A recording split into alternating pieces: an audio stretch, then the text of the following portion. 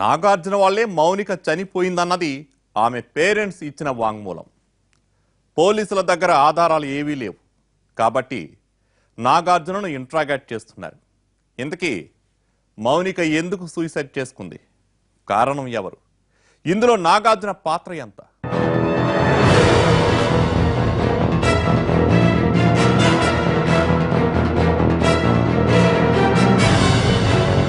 SI తన స్టైల్లో interrogate చేయడంతో నాగార్జున నిజం బయటపెట్టాడు.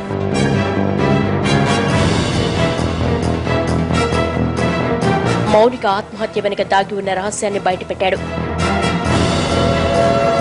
నెక్స్ట్ జనరేషన్ కంపెనీలో జాబ్ చేస్తున్న నాగార్జున మౌనిక ఉండే కాలనీలోనే ఉండేవాడు.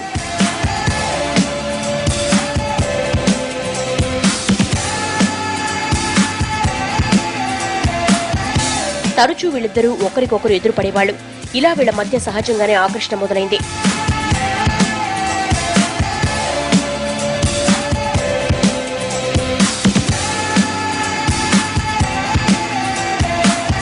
మౌనికతో మెల్లిగా ఫ్రెండ్షిప్ మొదలుపెట్టిన నాగార్జున త్వరగానే ఆమెకు చనువయ్యాడు.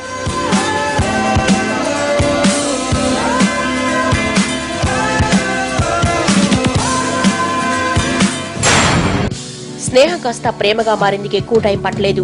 ఓవైపు చక్కగా చదువుకుంటూనే మరోవైపు నాగార్జునతో కలివిడిగా ఉండేది మౌనిక.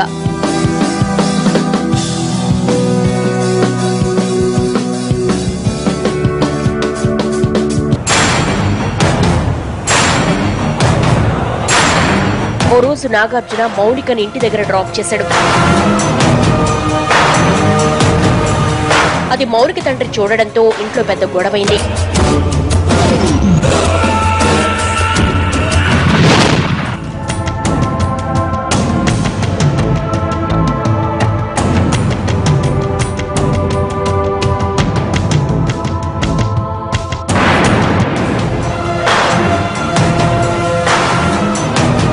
ఆమెను తిట్టిపోసిన తల్లిదండ్రులు కాలేజీ మాన్పించేస్తామన్నారు. కాలేజీ మాన్పిస్తే తన కెరీర్ మొత్తం దెబ్బతింటుందన్న మౌనిక బతిమలాడింది. ఇకపై నాగార్జున జోలికి వెళ్లనని మాటిచ్చింది.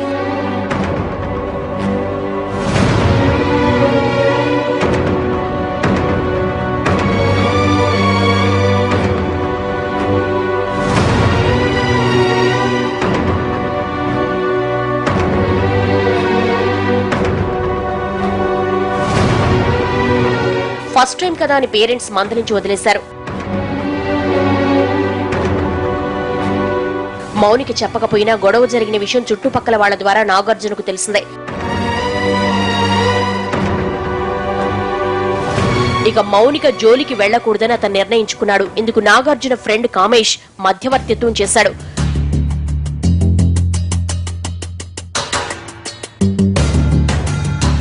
ఇకపై వాళ్ళిద్దరూ కలవకుండా ఉండేందుకు వార్నింగ్ ఇస్తే సరిపోతుందని సలహా ఇచ్చాడు. సరేనన్నారు మౌనిక పేరెంట్స్. అలా నాగార్జున మౌనిక మధ్య ప్రేమాయణం ముగిసింది.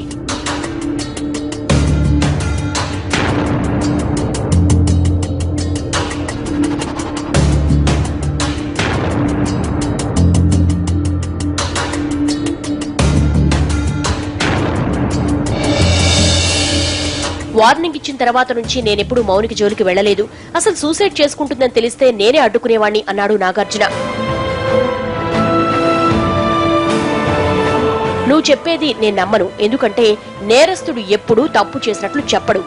ఇన్వెస్టిగేషన్ లో ఏదైనా క్లూ దొరికితే నీకు మామూలుగా ఉండదు అంటూ వార్నింగ్ ఇచ్చాడు ఎస్ఐ.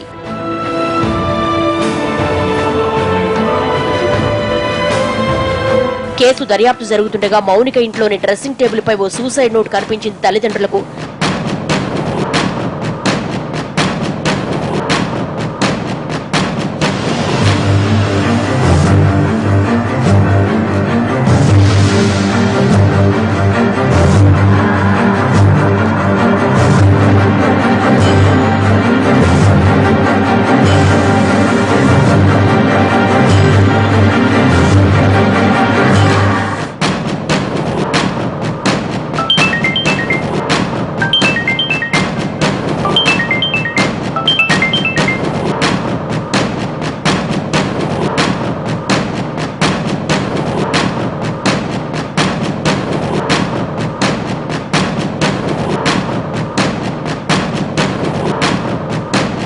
విషయం తెలుసుకున్న ఎస్ఐ ఆ నోటును పరిశీలించాడు.